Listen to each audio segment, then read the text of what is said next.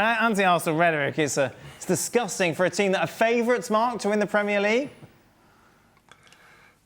I agree with that, but I had them as favourites at the start of the season, and I think, I agree with the guys. Liverpool aren't that convincing. Yes, everyone looks at the results. They've won a lot of games late in the game, but I don't think Slot's particularly happy with his new signings. I think his two fullbacks he's not convinced by. He's substituted Kirkez. He's had a couple of nibbles at Kirkez and Frimpong. He's not happy with Wirtz. Every time Wirtz starts, he's taking him off.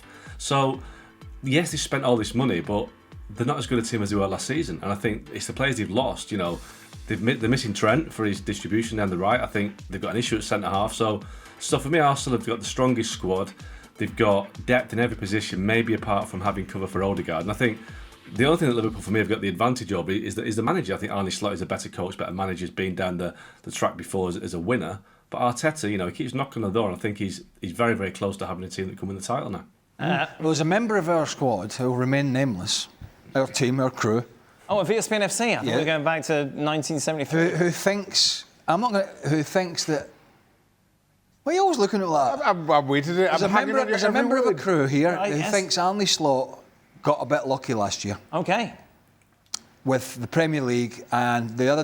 Obviously, went out the Champions League, went out the FA Cup, all that sort of stuff. Why does Stevie think that? It's not Stevie, obviously. Oh really? It's not Stevie. and so that's going to be... that was when I heard that, I'm not going to say who it was, throwing them under the bus. It's not exactly a massive crew. It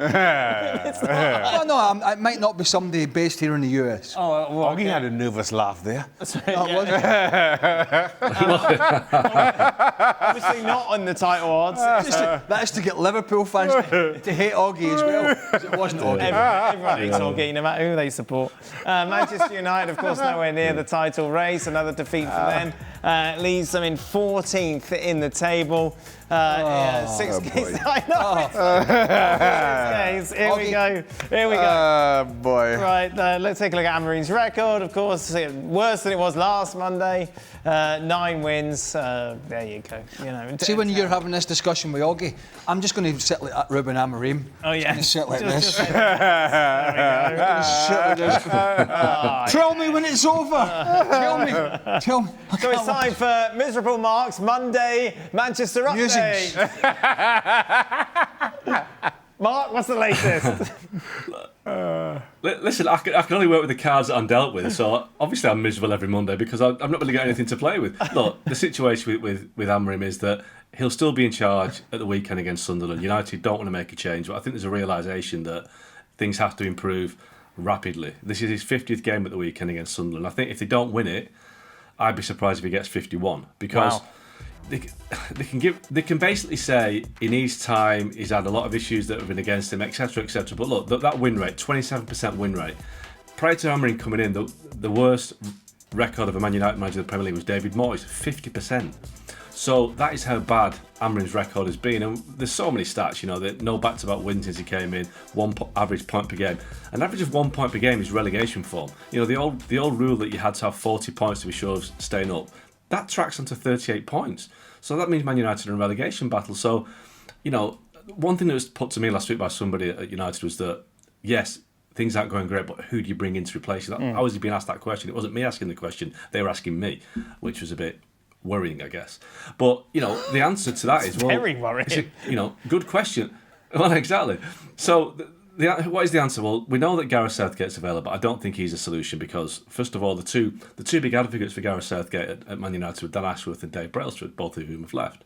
And obviously Southgate would not be a vote winner with the fans, I wouldn't have thought. People are mentioning Xavi, record at Barcelona, but Man United right now I think need an experienced Premier League manager who knows the league, who knows the players, just to get them out of the situation. I don't think that's Xavi. I just don't think he could go in and work with that squad. And the other obvious candidate is Oliver Glasner. Now, Glasner's situation is his contract expires at Palace at the end of the season. He'll be relatively inexpensive to get out of the club.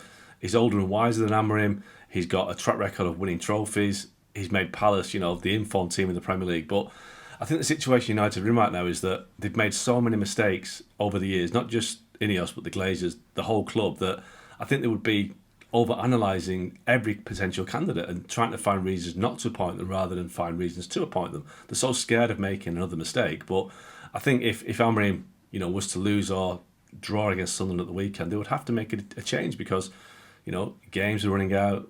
I know it's early, but games are running out. You know, United right now, it's early enough in the season for somebody to turn it round. If it dragged on another month, that's another season gone, another season no Europe, another season potentially in relegation battle. So it is getting to the point now where it's, you know, stick or twist, I think, with Amorim. And you think the Sunderland game, and not that there's anybody in the Premier League that they would be safe against, there's not.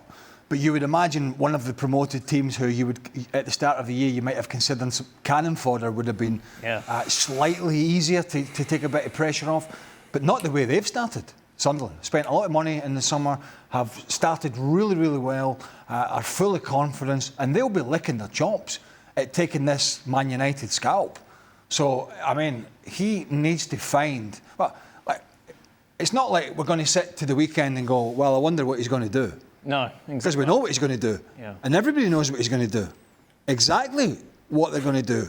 As I've said many times, you don't even have...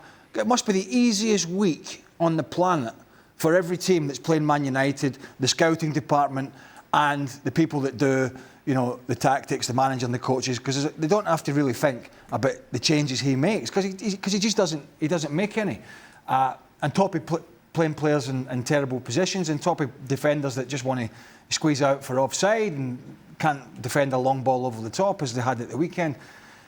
As we sit here now, if you gave me $100 to put on a winner of that game, I'd put it on Sunderland.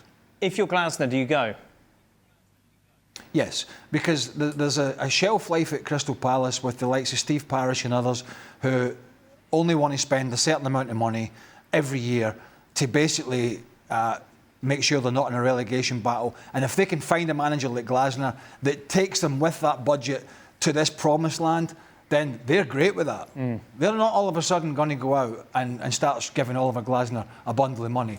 When Mark Gay's contract's up, he's going to leave. They've already lost Elise, they've already lost Eze. They'll lose the young lad in midfield whose name escapes me, the left footer. Adam Wharton, who's a terrific young player, England international. They'll lose him next. And then you have to go out and replenish. Now, Brighton have done that very well, selling and then recruiting. But it's really, really, really difficult. And Brighton have a young manager who's up and coming.